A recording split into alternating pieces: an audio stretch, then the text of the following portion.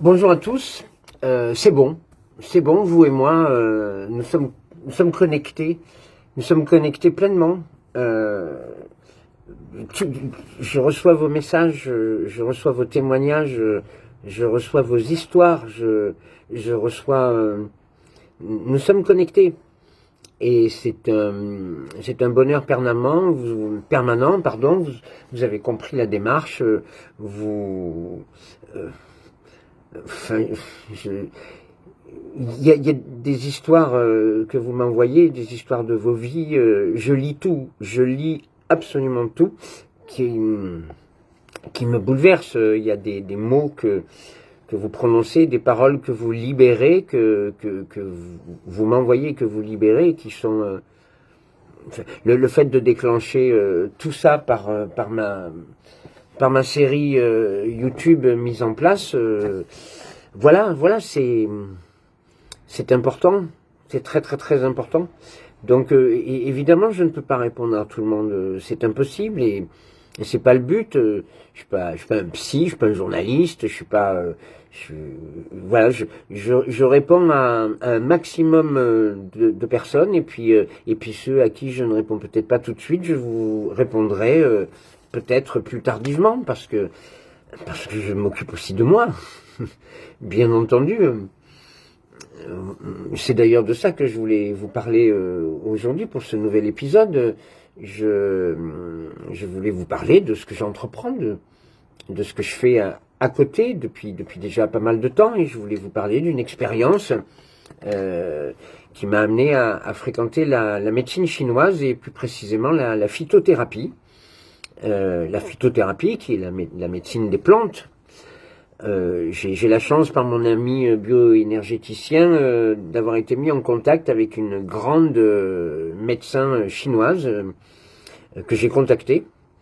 Et en fait, j'ai eu sa fille au téléphone. C'est un cabinet dans le 13e arrondissement, le quartier chinois de Paris. Et sa fille m'a dit, moi je m'occupe de l'acupuncture, mais ma mère est à la retraite et malheureusement, elle ne prend plus de personnes puisqu'elle est à la retraite. Et je lui dis, écoutez, de toute façon, en matière d'acupuncture, j'ai envie de changer parce que ça fait 2 ans que je suis avec une acupunctrice qui me prenait 125 euros la séance et qui, début janvier, alors que je donnais mon chèque de 125 euros comme d'habitude, vu que j'ai toujours payé, me dit, ah ouais, mais c'est le début de l'année, maintenant c'est 150, alors que je n'avais pas été informé. Je lui dis, écoutez, c'est pas grave, je vous ai préparé le chèque de 125 euros, je vous donnerai la prochaine fois. Elle me dit, non, vous descendez directement au distributeur en bas et vous me ramenez les 25 euros restants. Cela faisait 2 ans que je prenais 4 séances par mois, c'est-à-dire 500 balles par mois avec elle, et elle a le culot de me faire ça. Donc je lui dis oui, je descends au distributeur après avoir posé mon chèque et je ne suis jamais remonté, je suis parti. Et du coup, quand j'ai contacté cette médecin chinoise et que je suis tombé sur sa fille qui me dit ma mère est à la retraite mais moi je fais l'acupuncture, je lui dis ça tombe bien, je cherche une acupunctrice vu ce que vient de me faire la mienne. Elle me dit mais moi en suivi chimiothérapique et en suivi de cancer, les séances sont à 85 euros et une partie est prise en charge par la sécurité sociale. 18 euros exactement.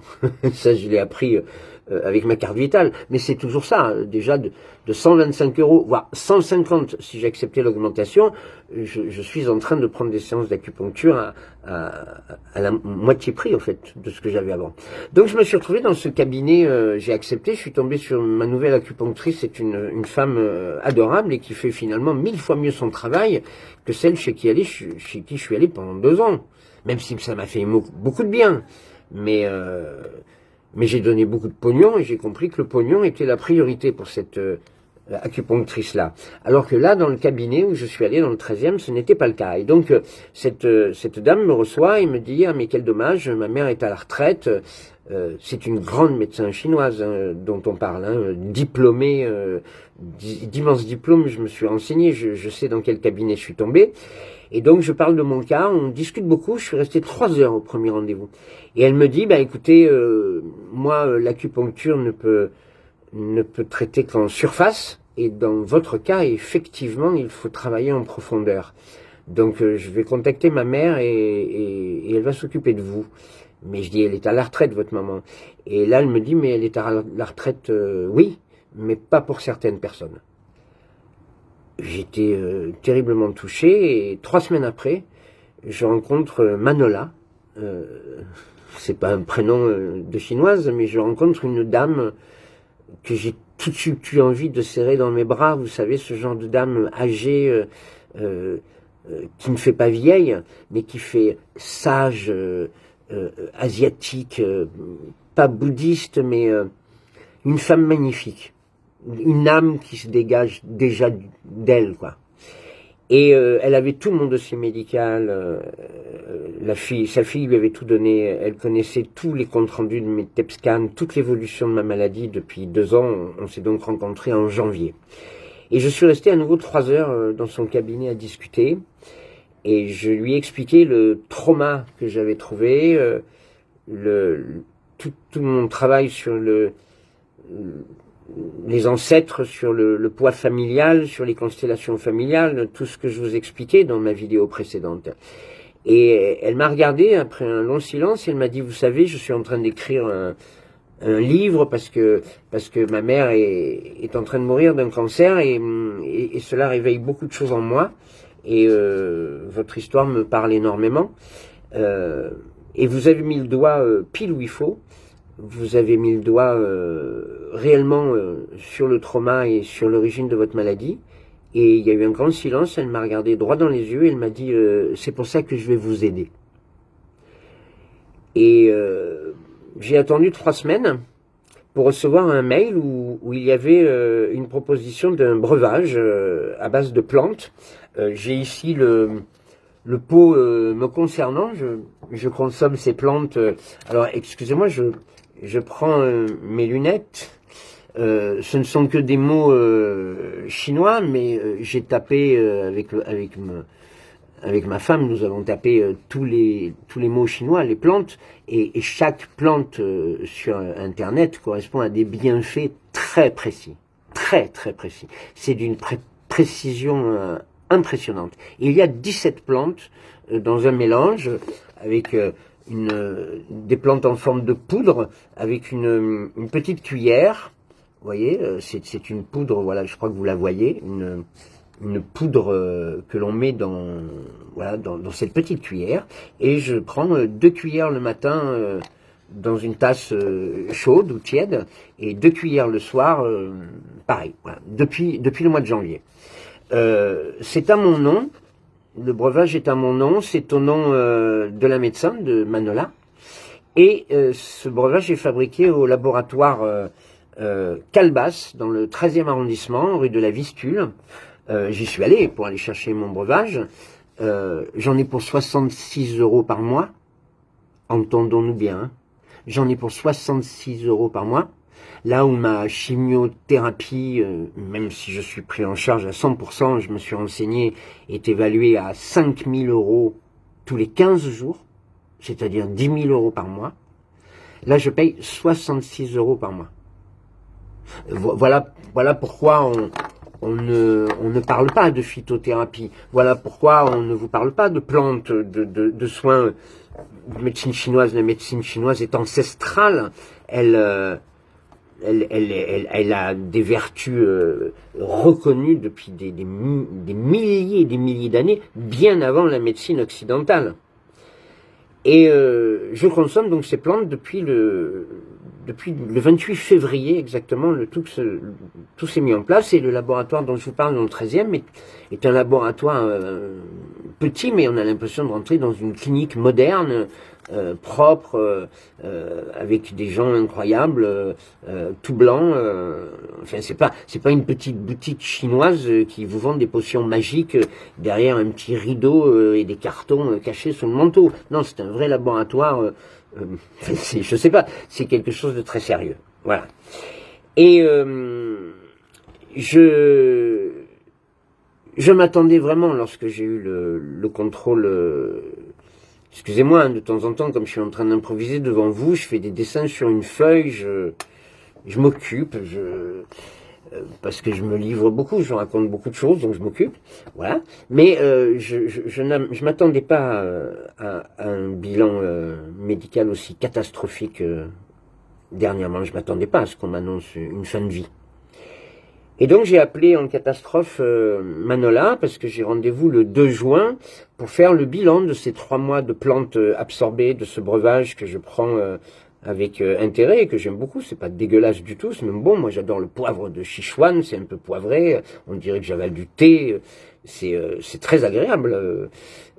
Et puis on dit au niveau digestif qu'une tasse d'eau chaude avant d'attaquer un bon repas permet d'engager une très bonne digestion. C'est une réalité, tous les grands gastronomes vous le diront. Donc prendre ce breuvage matin et soir est loin d'être désagréable. Donc là j'ai appelé Manola, j'ai rendez-vous le 2 juin et je lui ai demandé d'avancer le rendez-vous suite au bilan catastrophique qui m'est tombé dessus. Et elle a accepté d'avancer le rendez-vous au 19 mai. On se voit le 19 mai, elle a reçu ce bilan catastrophique et nous allons discuter ensemble, je pense, de ma situation actuelle. Est-ce que ce breuvage nécessite... est-ce que ça n'a pas marché? Ou est-ce qu'il faut du temps? Je n'en sais rien. C'est la première fois que je pratique la phytothérapie, c'est la première fois que je me retourne vers la médecine chinoise. Est-ce qu'au contraire, suite à la situation dégradante dans laquelle je me trouve, c'est un autre breuvage qui va prendre le dessus? Parce qu'il a été très clair avec le breuvage que je viens de vous signaler, que ça m'a été dit, Manola m'a dit, je vais éteindre le feu dans l'estomac, je vais tout assécher avec ce breuvage. Alors c'est peut-être ce qui s'est passé, parce qu'on n'est pas dans les métastases, on n'est pas dans le développement des ganglions et des métastases. Peut-être que mon estomac est entièrement asséché, peut-être que le feu est éteint. Moi, le bilan médical n'évoque rien dans l'estomac. Il y a toujours cette tumeur qui grossit sous l'œsophage, dans le cardia, qui a donc repris de plus belle. Et qui risque de m'empêcher de manger, mais peut-être que le breuvage que je prends, peut-être que ces plantes chinoises ont asséché effectivement l'estomac, et auquel cas peut-être qu'un autre breuvage m'attend maintenant pour traiter les métastases. J'en sais rien, c'est peut-être une succession d'étapes. La phytothérapie, je vous le répète, étant une aventure nouvelle pour moi depuis quelques mois. Mais je vous témoigne de tout ça, pourquoi? Parce que je crois profondément à la médecine chinoise. C'est une des raisons qui me fait arrêter la chimiothérapie, et encore, en fait, pour être tout à fait honnête, je ne comptais pas la reprendre, la chimiothérapie. C'est-à-dire que je m'attendais à un résultat bon, dans le sens où la maladie est toujours là, mais votre résultat est meilleur que le contrôle précédent, puisque ce sont des contrôles tous les 3 mois. Et à l'occasion de ce contrôle un petit peu meilleur, j'aurais pu dire, bah, écoutez, autorisez-moi parce qu'il faut demander l'autorisation aux hôpitaux. Autorisez-moi une pause thérapeutique et on reprend les chimios s'il le faut lors du premier contrôle en septembre, si les choses se sont dégradées. Donc de toute façon, j'avais pris cette décision-là. Le fait que la situation annoncée par les médecins soit catastrophique, qu'on m'annonce une fin de vie, qu'on me parle de palliatif, et que de toute façon, les scanners, je les ai vus, les résultats, je les ai lus, sont réellement catastrophiques, fait que de toute façon, je ne peux pas accepter une chimio palliative, et je ne peux pas accepter de repartir dans des traitements chimiques. Je préfère continuer l'aventure de la médecine chinoise, je préfère continuer la phytothérapie, et je préfère encore insister avec cette femme, je le répète, éminemment diplômée dans le monde entier, à la retraite, Manola, je peux vous dire son nom, hein, Manola Souvanlazi. Manola Souvanlazi. Tapez son nom sur internet, vous verrez que je raconte pas n'importe quoi. Souvanlazi, en un seul mot, S-O-U-V-A-N-L-A-S-I. Alors évidemment, comme elle est à la retraite et que j'ai une chance inouïe qu'elle s'occupe de moi, si vous la contactez, elle va vous dire je suis à la retraite. J'ai été pistonné sur ce coup-là. Et je continue évidemment les séances d'acupuncture avec sa fille, en même temps, dans le même cabinet. Et d'ailleurs, c'est des gens extraordinaires. Sa fille me dit toujours, vous savez, ma maman et moi, on va bien s'occuper de vous. Elle me dit ça depuis 3 mois. J'ai commencé cette aventure-là, je vous le dis, au mois de février.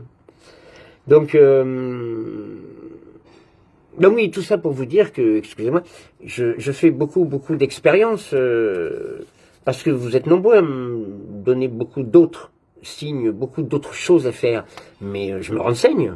Je connais toutes les pratiques, je connais toutes les possibilités, je connais aussi le charlatanisme qu'il existe autour de cancer, l'ivermectine et tous ces sujets-là, l'urinothérapie, la vitamine C, il existe des tonnes et des tonnes de choses qui ont été proposées qui sont n'importe quoi. Je le précise, il y a du n'importe quoi. Et c'est moi qui vous dis que c'est n'importe quoi. Peut-être que pour certaines personnes, cela peut marcher. Peut-être qu'un excès de vitamine C peut réduire les métastases. Tout dépend comment l'on reçoit la vitamine C. J'en sais rien.